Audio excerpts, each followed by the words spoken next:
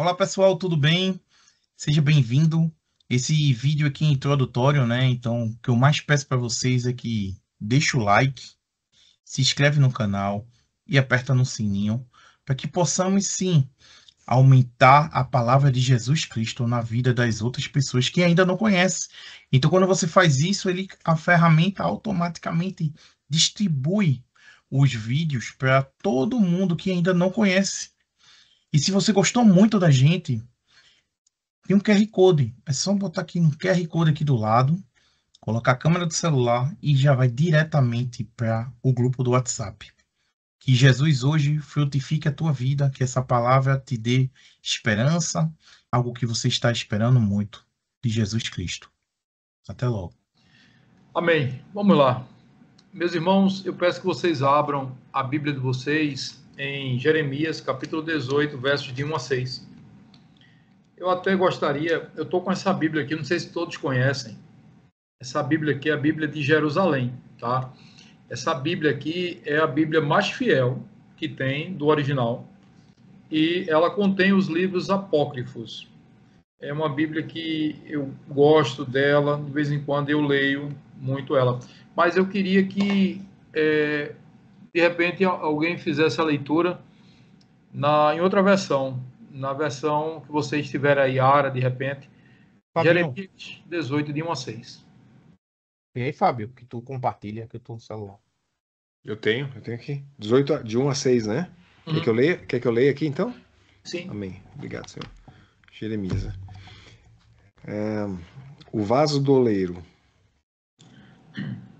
A palavra do Senhor veio a Jeremias dizendo: Dispõe-te e desce à casa do oleiro, e lá ouvirás as minhas palavras. Desci à casa do oleiro, e eis que ele estava entregue a sua obra sobre as rodas. Como o vaso que o oleiro fazia de barro se lhe estragou na mão, tornou a fazer dele outro vaso, segundo bem lhe pareceu,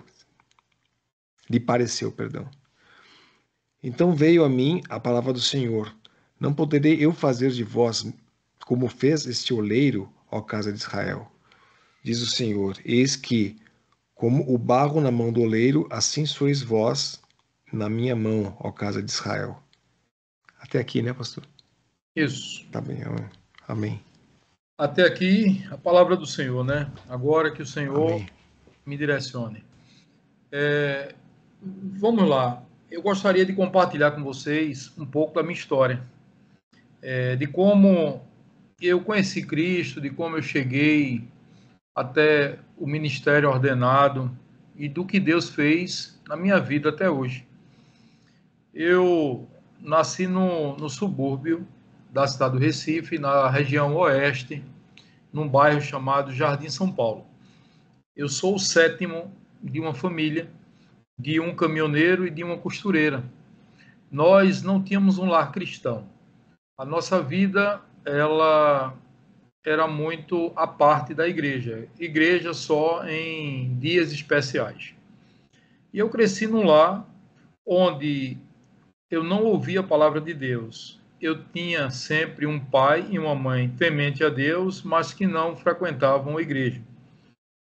Então, com o passar do tempo, eu fui crescendo afastado de tudo que envolve igreja. E conheci uma jovem. Ela tinha 12 anos de idade, eu tinha 15 anos. Essa jovem hoje é minha esposa. Ela, no lar cristão, os avós presbiterianos, os tios batista, ela também batista, e eu deixava ela na porta da igreja para ela assistir o culto e ficava do lado de fora aguardando o culto terminar, porque eu não me permitia assistir nenhum culto, porque na minha concepção, igreja não era um local que merecesse a minha atenção, porque eu via muitas situações onde o testemunho dentro da igreja era um e fora da igreja era outro, porque eu sempre entendi que o que mais afasta as pessoas de conhecer a Cristo é o próprio crente, com um discurso diferente da prática. Na igreja diz uma coisa, na rua faz outra. Então eu fiquei muito que sem querer convivência com a igreja. Ainda mais porque eu era apontado da seguinte forma: se você não aceitar Jesus, você vai para o inferno. E eu nunca entendi qual era a moral que aquelas pessoas tinham de determinar a minha eternidade sem que eu pudesse ter o direito nem de escolher. Enfim, o tempo passa, eu decido casar com a minha esposa e fui até um padre na Igreja Católica Romana.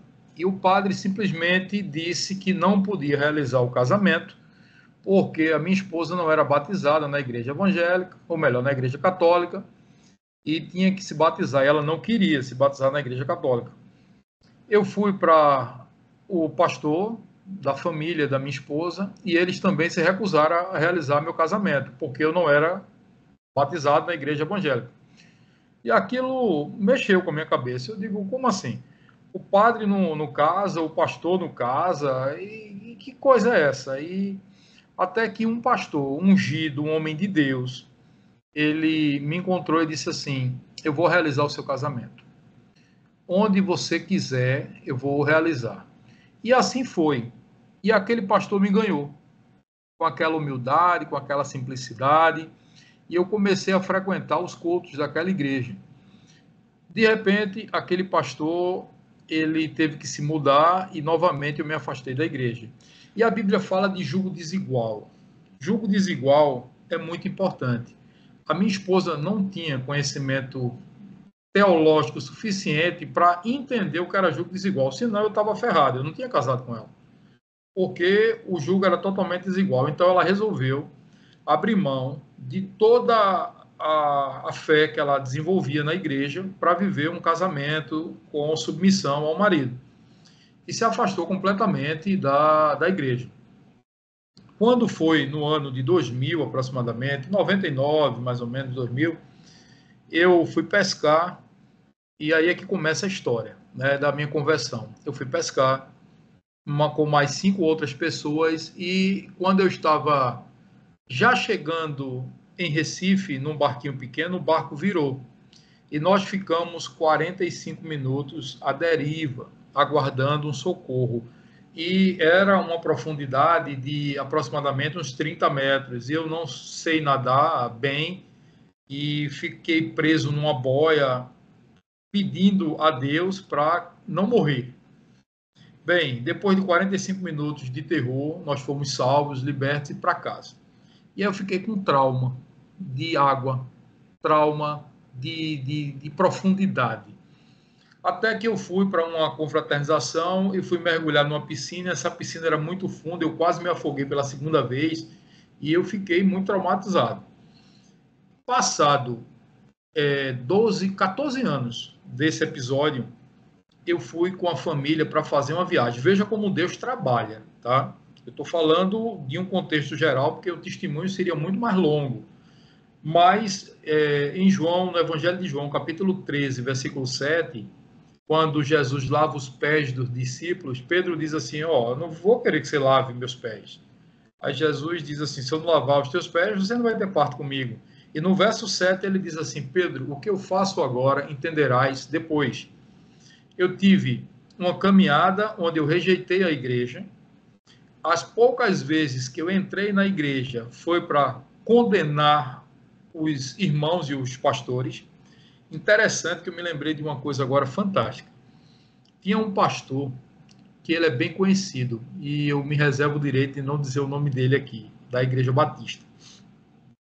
Esse pastor, ele simplesmente pediu na época dinheiro para se comprar um carro que suportasse estradas off-road, umas estradas mais pesadas, porque ele evangelizava. E eu, na minha cabeça, eu dizia, isso é um bandido. Isso está querendo roubar o dinheiro dos irmãos para aquele que quer um jipe, para aquele que quer uma caminhonete. Em outro momento, ele chamou a atenção de uma irmã que estava com o filho gritando na igreja. Eu digo, que pastor indelicado, rapaz. Chamando a atenção. Então, tudo era motivo de crítica. Pois bem, Então, aí aconteceu que eu não frequentei a igreja, casei, naufraguei a primeira vez, ia morrendo afogado a segunda, e quando foi em 2014, 13 mais ou menos, 14, eu estava em Santa Catarina, Floripa, e fui fazer uma travessia de barco para uma ilha. E o mar estava muito agitado. E o rapaz que estava cuidando da travessia dizia assim, olha, nunca aconteceu um acidente. Eu, como sou da área de exatas, eu pensei, se em 25 anos nunca aconteceu um acidente, está mais perto de acontecer. E aquilo me tomou medo. Eu me lembrei que eu naufraguei, mas agora eu estava com 2 filhos. Eu tinha que protegê-los. E foi a primeira vez que eu orei. Eu elevei meus olhos aos céus e disse assim, Senhor, se o Senhor permitir que esse barco vá e volte em segurança, eu prometo que eu nunca mais coloco uma gota de álcool na boca. Na mesma hora eu disse, não, não, não, Senhor, eu não vou te prometer isso porque eu não vou poder cumprir. Eu quero algo que eu possa cumprir. E toda vez que eu fazia uma promessa, eu via que eu não podia cumprir, eu voltava atrás. E eu tinha que finalizar a promessa, porque o barco estava em movimento. Até que eu decidi dizer assim, Senhor, se o Senhor permitir que esse barco vá e volte em segurança, eu vou 7 finais de semana seguidos para a igreja. Pronto, isso eu podia cumprir. Mas por que eu fiz essa oração? Por que eu fiz essa promessa? Porque lá atrás eu naufraguei. E o que o Senhor faz agora, a gente só entende depois. 14 anos depois, eu fiz essa promessa. Senão, eu estava vivendo aquela aventura e não estava nem lembrando que Cristo existia naquele momento. Pois bem, nesse momento da minha vida, quem era Joselito? Joselito era um empresário no ramo de instalações elétricas, onde eu tinha uma das maiores instaladoras de Pernambuco, eu contava com 111 colaboradores, eu tinha obra no Brasil todo e vivia num padrão de vida confortável. O barco foi, voltou, nada aconteceu, agora eu disse, eu tenho que pagar a promessa. E comecei a levar minha esposa para assistir a missa. Não era culto, era missa. Eu disse que assistia a missa. E fui uma semana, 2, quando completou as 7 semanas, eu tinha pago a minha promessa a Deus. E nesse momento eu estava fazendo uma obra em Salvador. E lá na praia da Pituba tem uma catedral. Eu fui assistir uma missa na praia da Pituba. Sozinho, eu estava só. Já tinha pago a promessa, eu estava no extra, no bônus. E aí formou a fila da Eucaristia. E quando a fila da Eucaristia formou, eu senti a presença do Espírito Santo tão forte. E eu queria ir para aquela fila da Eucaristia, mas na minha cabeça, de católico romano do IBGE, eu achava que para eu ir para a Eucaristia, eu tinha que me confessar com o padre. Eu não tinha lido a Bíblia, eu não sabia daquela história que o véu havia sido rasgado de cima a baixo e que não havia mais nenhuma separação entre mim e Deus. E a fila se formou e as pessoas na Eucaristia, e eu estava só na Praia da Pituba, em Salvador, no banco da igreja, e eu chorava copiosamente, porque eu não me sentia digno de estar na presença do Senhor. Passa-se o tempo, no ano ainda de 2014, plena Copa do Mundo, eu faço uma confraternização na empresa e convido um amigo de longas datas. E esse amigo diz assim, olha, eu vou fazer um cursilho, topa? Eu disse, o que é cursilho? Aí ele disse, olha, um movimento assim, assim, assim. Eu digo, eu não gosto de crente. Eu preferia não ir. Ele disse, mas bora. Eu digo, vamos fazer o seguinte, por consideração a você, eu vou. Consideração a você. E foi no momento que eu não podia ir. E minha esposa, por incrível que pareça, aquela cristã, aquela crente, que toquei e cantava no louvor, ela disse, você não deve ir. Ó, vê como as coisas mudaram. E eu disse, eu vou. E fui. E quando eu cheguei no cursilho, eu não posso dar detalhes, porque eu não sei aonde esse vídeo vai alcançar e as pessoas que não fizeram. Mas o fato é que num sábado, quem fez sabe o que eu estou dizendo, num sábado à tarde, finalzinho da tarde, início da noite, eu tive o encontro com a Sarça Ardente. E aquele cursilho, como qualquer cursilho, tem um louvor tema.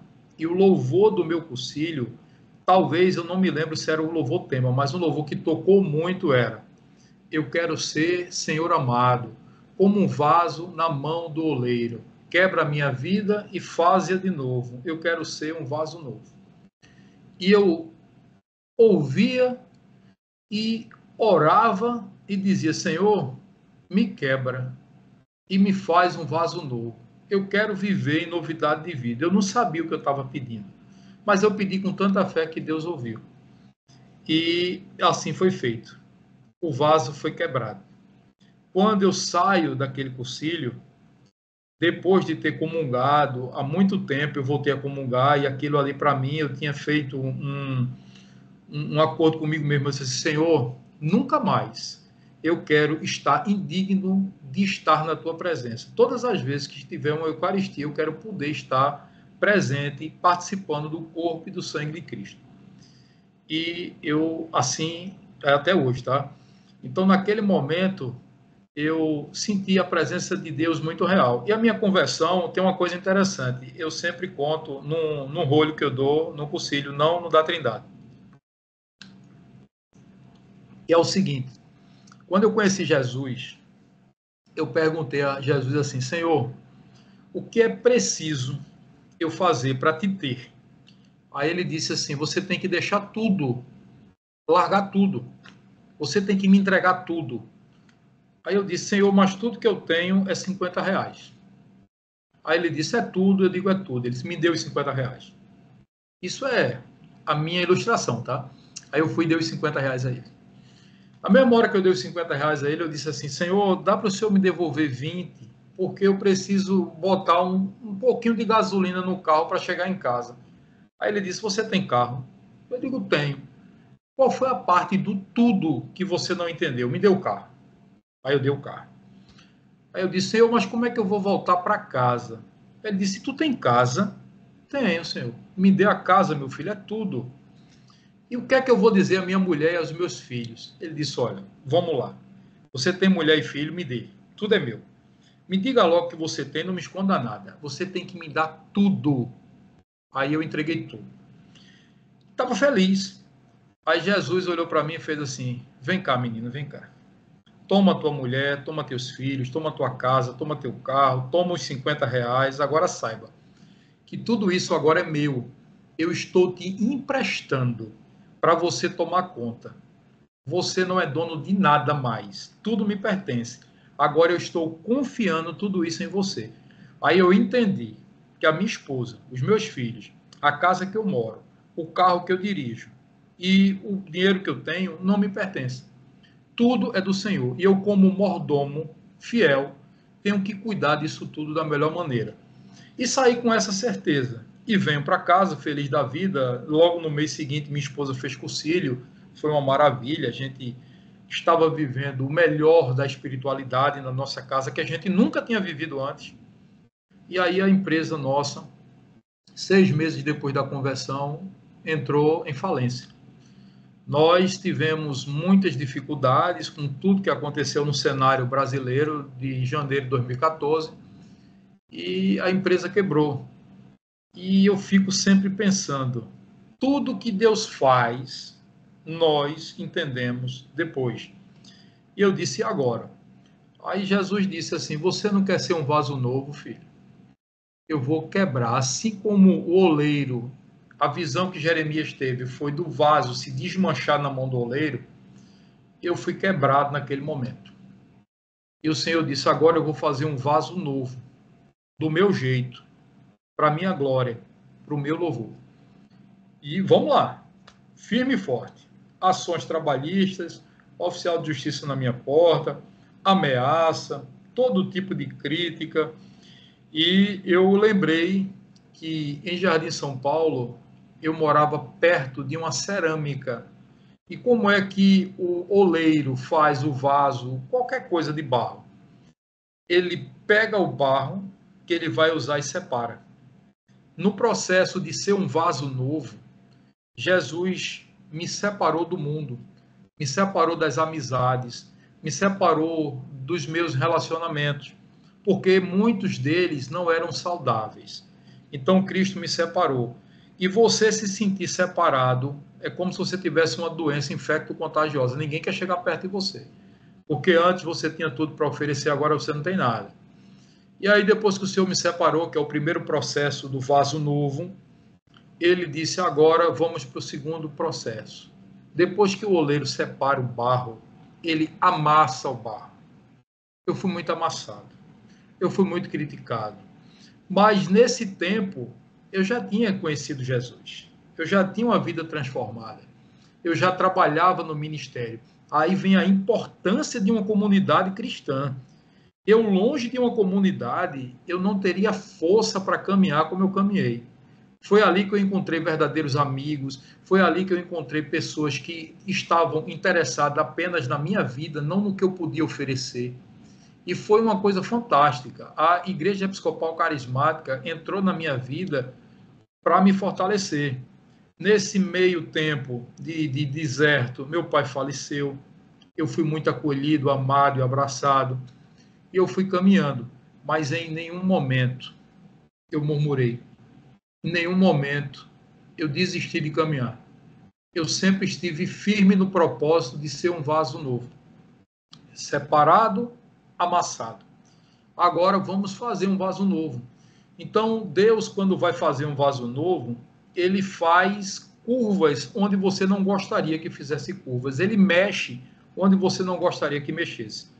Ele mexeu nos meus relacionamentos familiares, ele mexeu nos meus amigos, ele mexeu no meu trabalho. E eu dizia, aí não, Senhor. Ele disse, é aí que eu preciso mexer. E foi fazendo o vaso, moldando. E o vaso ficou pronto.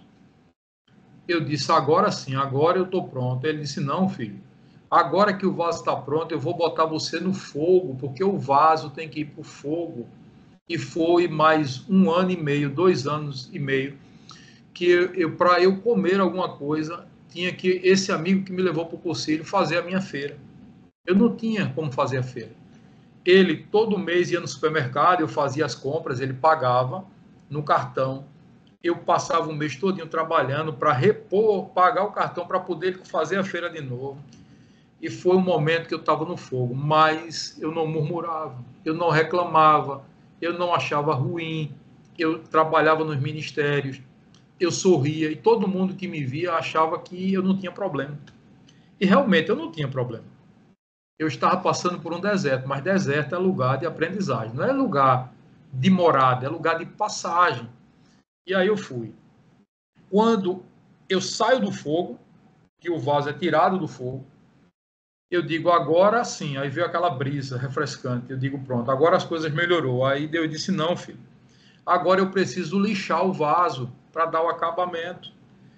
E foram muitas pessoas que foram usadas para me lixar, para me criticar. Eu me lembro que teve um evento que eu estava participando e, olha, nesse período de deserto, eu vivia em ponte aérea, eu vivia em avião, para cima e para baixo. Eu tinha obra em vários estados do Brasil, eu não parava em casa. Quando aconteceu tudo isso, eu passei a almoçar com meus filhos, a levar meus filhos na escola, a dormir todas as noites em casa. E quando eu ia trabalhar no ministério, aí os irmãos que me lixavam era o seguinte, dizia para mim, olha, Lito, tu trabalha em todos os cursilhos, todos os encontros de casais, todos os emas, abração de Dom Paulo, faz tudo. A família é teu primeiro ministério. Cuidado para você não negligenciar sua família. E eu dizia, meu Deus do céu, será que eu estou no ativismo religioso? Mas eu ficava todos os dias com minha família. Eu só trabalhava, eventualmente, nos finais de semana nos ministérios. Eu estava em dia com o meu relacionamento familiar, mas o inimigo plantou essa dúvida na minha mente. E aí eu me lembro que minha filha na época tinha 7 anos, hoje ela tem 16, para a semana ela faz 17. Ela passou uma mensagem para mim nesse dia e disse assim, pai, você é meu melhor amigo. Do nada não, o Espírito Santo de Deus mandou me acalmar meu coração. Aí eu respondi, sim, aí ela disse assim, eu sempre te apoiarei, a mensagem que ela mandou para mim. Aí eu disse assim, boa noite, minha princesa. Ela botou, boa noite, meu rei. E pronto. E ali foi a resposta de Deus, que eu não estava no ativismo religioso, eu não estava negligenciando, eu apenas estava sendo lixado para a minha fé ser abalada. E eu segui em frente, permaneci. Quando foi no ano de 2020, eu já havia terminado o seminário episcopal. E nós estávamos no primeiro encontro de casais com Cristo. E começou a pandemia. Um passava mal aqui, outro passava mal ali, e nós acabamos o encontro de casais indo todo mundo para o lockdown.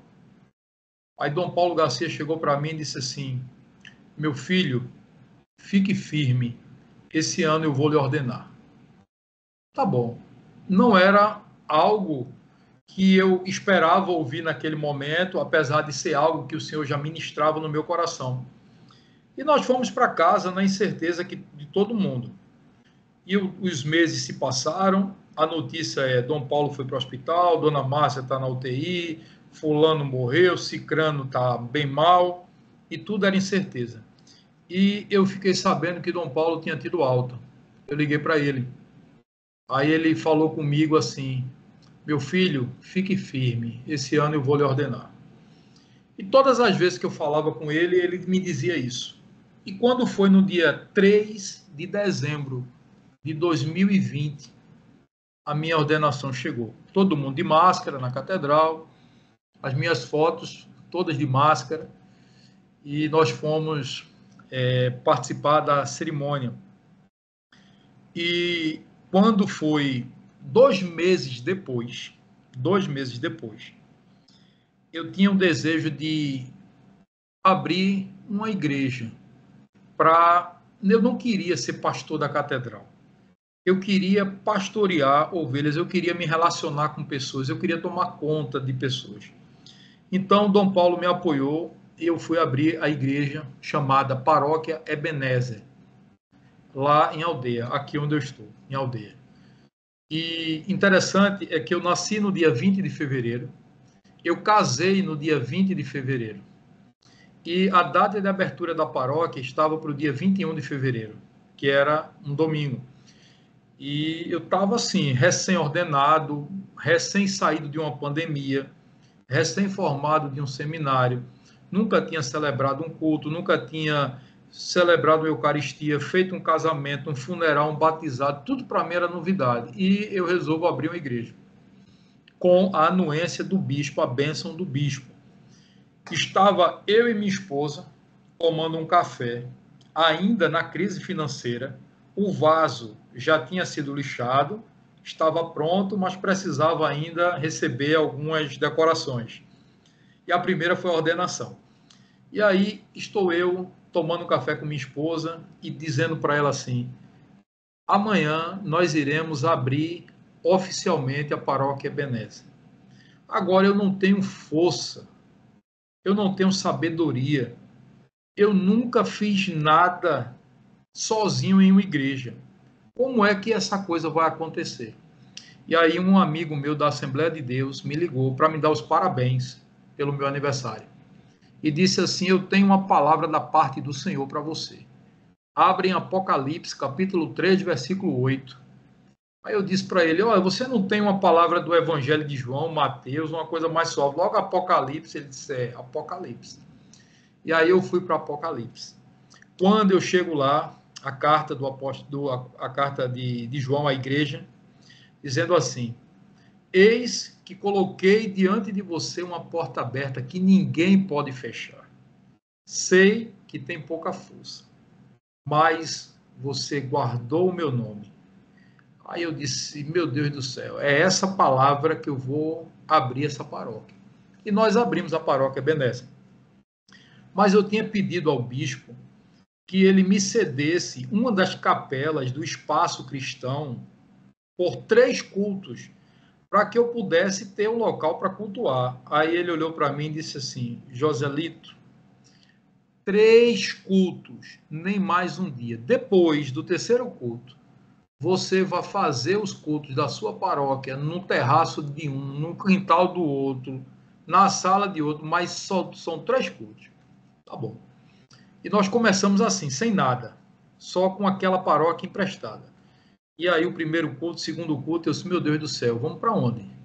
Aí Deus me mostrou a igreja que hoje nós estamos nela.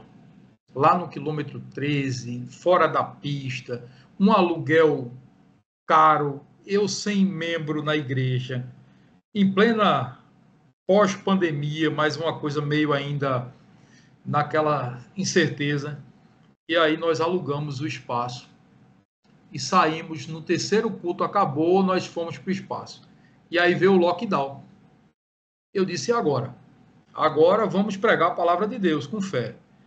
Eu pregava, uma pessoa filmava, outro rapaz tocava o violão, era passado por Instagram, não tinha ninguém, e o templo lá, a gente pintando, mudando instalação, ajeitando e fazendo as coisas. E aí passamos uns 2 meses, e aí volta a ter público, 50% da ocupação. Aí quem pega Covid sou eu. Aí eu saio de cena, com Covid. Pastor Reginaldo, me socorra. Aí o Reginaldo foi socorrer, o Carlinhos ficou lá, e aí a gente volta. E nesse tempo de Ebenezer, já houve muitos milagres. E o nome Ebenezer é porque todas as vezes, em todo o deserto, em toda a dificuldade que eu passei, minha esposa sempre olhou para mim e disse assim, até aqui nos ajudou o Senhor. E aí, quando eu fui entender o que era Ebenezer, Ebenezer significa pedra de salvação. Foi uma vitória do povo israelita, onde entre Mispá e Sem, o profeta Samuel pegou a pedra, colocou como altar e disse, essa pedra vai se chamar Ebenezer, que significa pedra de salvação, porque até aqui nos ajudou o Senhor. E nós colocamos o nome Ebenezer. E a Ebenezer tem sido uma bênção. Ela tem crescido em meio a muita dificuldade, mas a gente vem se fortalecendo. Vamos completar 5 anos daqui a alguns meses de paróquia. Foi e está sendo um desafio grande. 5 anos é pouco tempo para você construir uma identidade, uma espiritualidade, uma comunidade que realmente venha ser fortalecida. Isso é um trabalho de formiguinha. Você tem uma catedral com 50 anos, você tem outras paróquias com décadas, e a nossa ainda se construindo.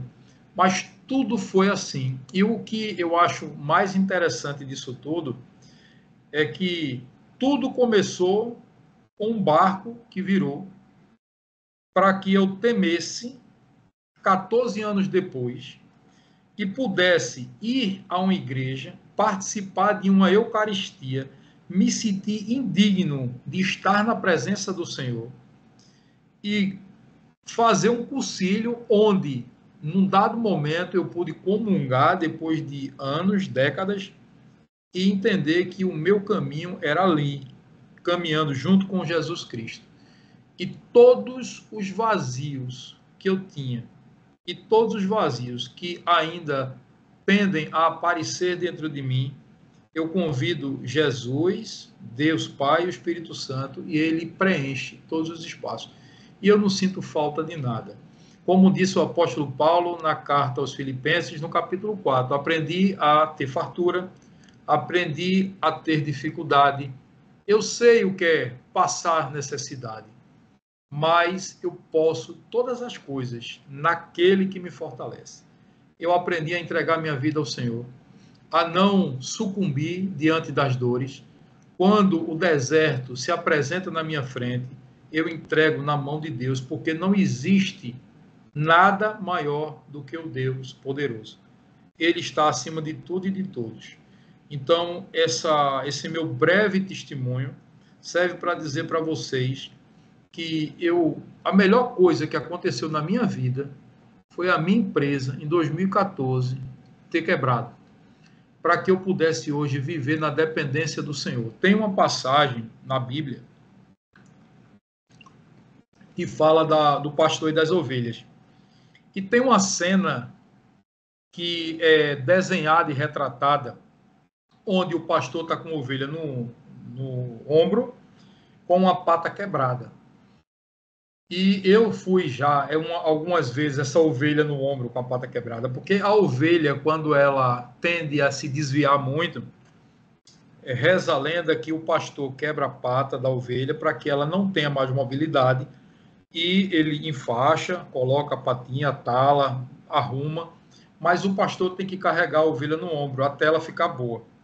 E nesse tempo, a ovelha sente o cheiro e ouve a voz do pastor e se acostuma. Quando ela está boa, que ele bota no chão, que ela tem a oportunidade de se desgarrar de novo, ela já está tão acostumada com a voz e com o cheiro que não sai de perto do pastor. Então, todas as vezes que eu pensei em me desgarrar, o Senhor foi lá e quebrou minha patinha. Me botou nos braços e levou comigo, para que eu entendesse que o meu lugar é junto do Senhor Jesus. E é um lugar que eu não quero sair nunca mais. É um local que eu me sinto bem, é um local que eu tenho prazer e minha família toda serve, assim como Josué disse lá no capítulo 24, versículo 15. Eu e minha casa serviremos ao Senhor. Que essa palavra possa ter trazido alguma esperança ao seu coração. Se você não está entendendo o que está se passando com você, fica tranquilo, você não vai entender não. Agora não. Depois você vai entender que tudo coopera para o bem daqueles que amam a Deus. E Deus vai fazendo tudo do jeito dele para que lá na frente você olhe para trás. Interessante, eu tenho a Bíblia toda no hebraico. O hebraico é de trás para frente. A nossa vida é de trás para frente. Eu só entendo hoje o que aconteceu comigo no passado. E eu só vou entender o que está acontecendo comigo no presente e no futuro. E eu não vivo perguntando por quê. Eu não vivo perguntando os motivos. Eu vivo vivendo o propósito de Deus. Porque o propósito tem processo. E só chega no propósito quem vence o processo. E o processo nem sempre é leve, às vezes é doloroso. Mas em Cristo podemos todas as coisas porque Ele nos fortalece. Meu irmão, é isso que eu queria passar. Eu tenho muito testemunho, mas não dá nesse breve. Me convide novamente, eu voltarei e a gente vai tratar dos milagres da Ebenezer, que são muitos também.